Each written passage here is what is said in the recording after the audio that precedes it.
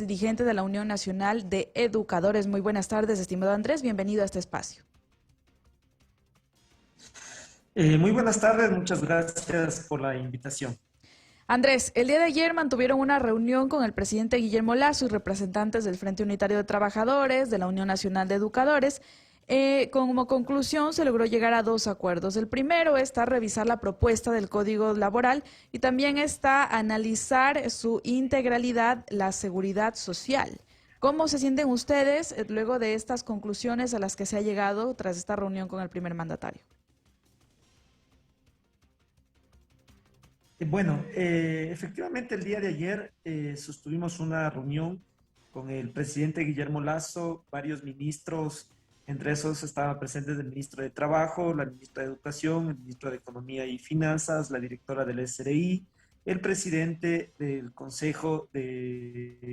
del Instituto Ecuatoriano de Seguridad Social, Ujú. entre otros ministros, con el propósito de poner en conocimiento del gobierno las propuestas que tenemos desde el Frente Unitario de Trabajadores y sus Ujú. distintas organizaciones sobre la reforma al Código del Trabajo y la preocupación que tenemos frente a los vientos que soplan desde el lado del régimen de buscar pretender privatizar, concesionar o vender algunos sectores estratégicos.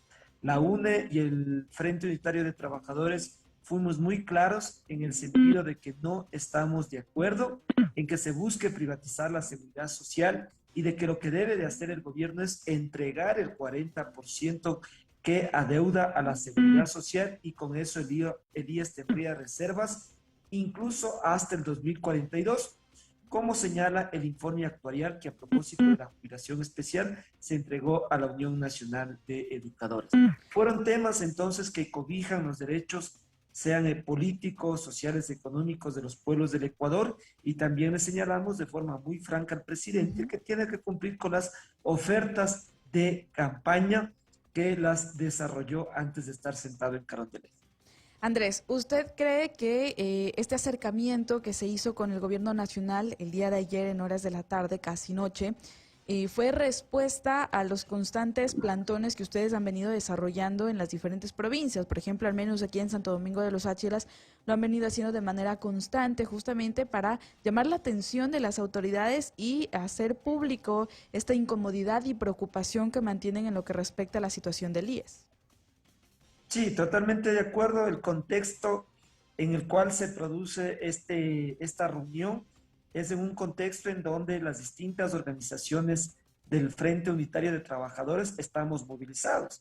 Días atrás desarrollamos un plantón frente al Ministerio de Trabajo por la problemática que tienen los trabajadores, que tienen distintas organizaciones. Frente al Ministerio de Educación se han desarrollado también varios plantones con el objetivo de que se aplique la LOI, se haga Ujú. justicia con el magisterio en la equiparación salarial, así como se subió el sueldo a oficiales y generales de la policía.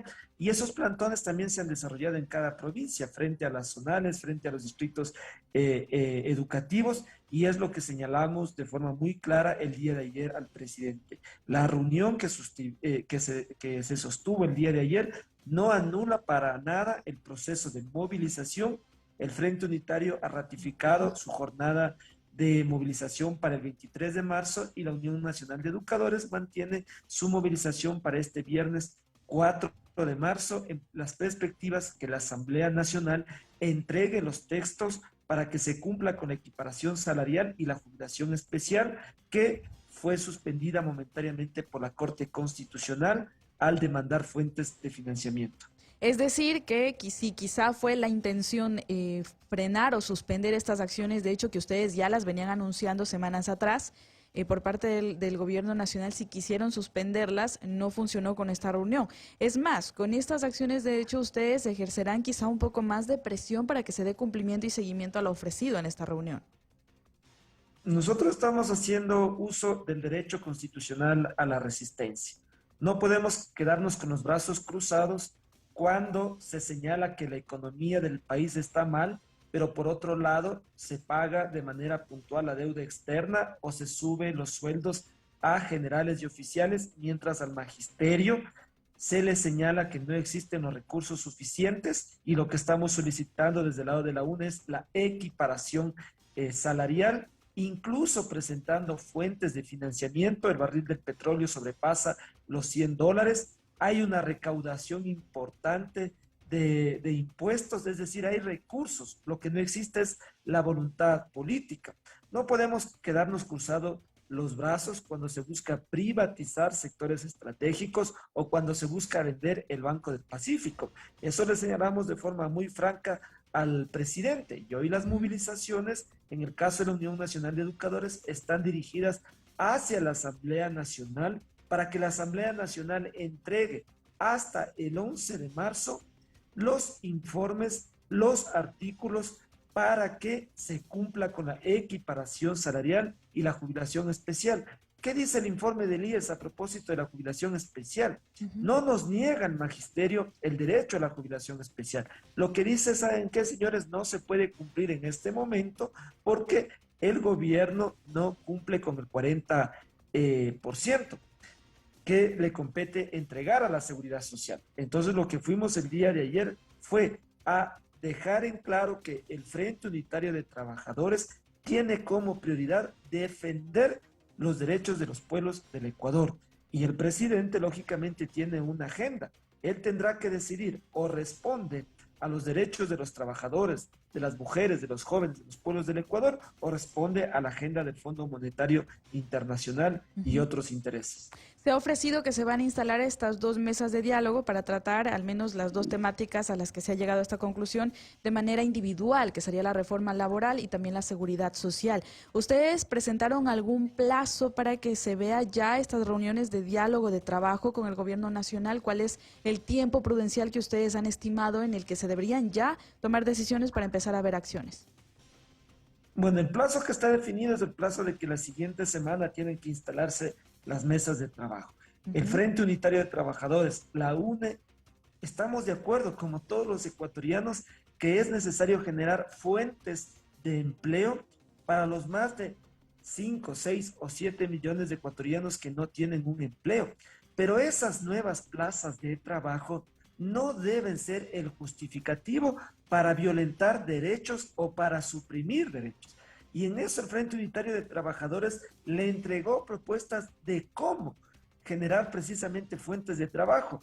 Una forma de generar fuentes de trabajo es combatiendo en los hechos la corrupción y que esos dineros que se tienen que recuperar se inviertan en la vida económica del país para generar fuentes de trabajo.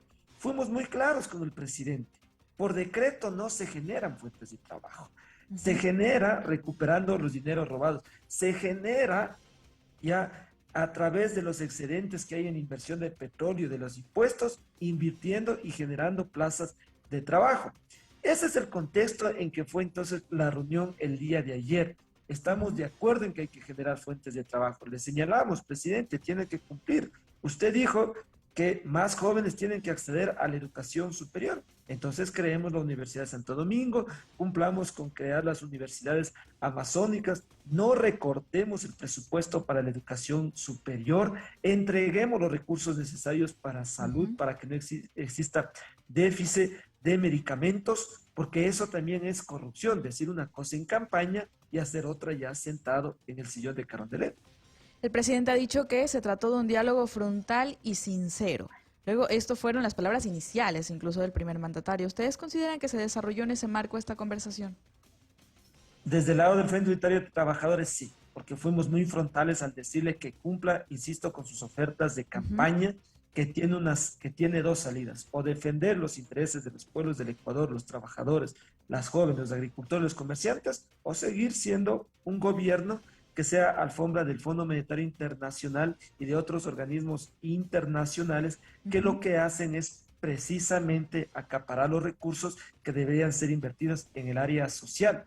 Nuestro diálogo fue franco y le dijimos, presidente, aquí está la propuesta para actualizar, para mejorar lo que tenga que cambiarse el actual Código del Trabajo, pero eso implica no violentar derechos. Los maestros exigimos que se haga justicia, equiparación salarial, hay recursos. No se dice nada de los más de 100,000 niños que no han regresado a las aulas hoy que las mismas están abiertas, mientras el trabajo infantil sigue creciendo. No está bien que se hable de combatir la desnutrición y por otra parte se hable de vender los recursos estratégicos del país, que es patrimonio de los ecuatorianos, no del gobierno de turno. Ok. 13 horas con 1 minuto. Muchísimas gracias, Andrés Quispe, dirigente de la Unión Nacional de Educadores, por habernos acompañado en este espacio. Muchas gracias a ustedes.